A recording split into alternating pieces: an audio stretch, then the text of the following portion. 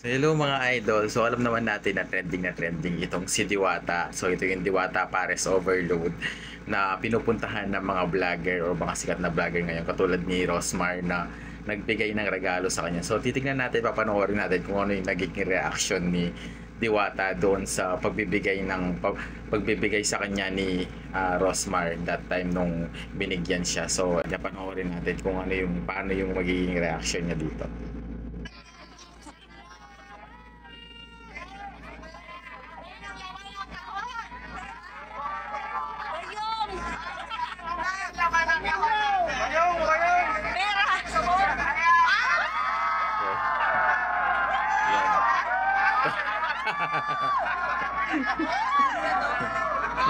So, ayan, tingnan mo yung magiging reaction niya nung susi yung na-receive niya. So, ibig sabihin, kasi since si Diwata noon is nakatira lang siya doon sa ilalim ng tulay. So, ito yung pinaka maganda na nangyari daw sa buhay niya that time dahil binigyan siya ng bahay ni Rosmar.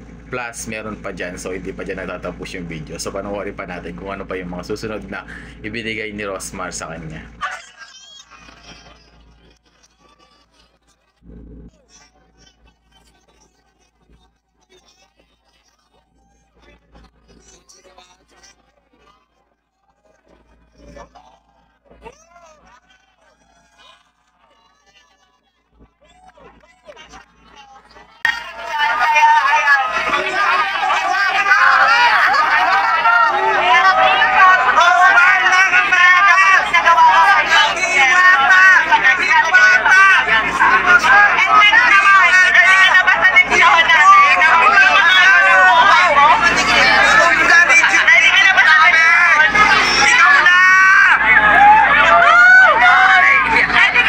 So dito kapag kaya daw ginawa ni Rosmar yan, nabigyan si Diwata ng ganyan para maalis daw yung issue na binabato sa kanya, na iwasan din daw yung pambabas sa kanya at saka kay Diwata. So parang ito na rin yung chance para matulungan niya si Diwata.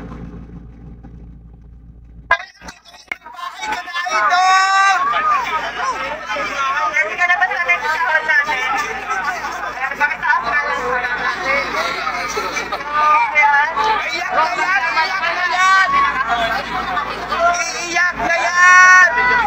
Deserve mo yan, Diwata! Diwata, para sa'yo talaga yan!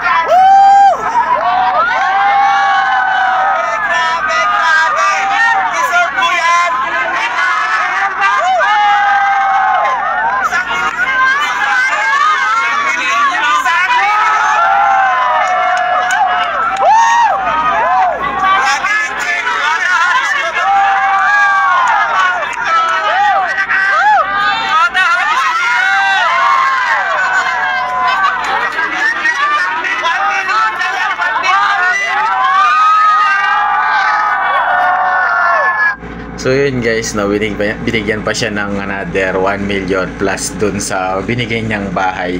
So sabi nga ni Rosmar dyan, no, hindi pa dyan nagtatapos yung sorpresang inihain niya kay Diwata. So possible na meron pa mga susunod dyan, yung binigay niyang 1 million plus yung bahay. So ito daw yung magandang panimula para kay Diwata, since si Diwata is nakatira lang naman dun sa ilalim ng tulay nung time na walang wala pa siya.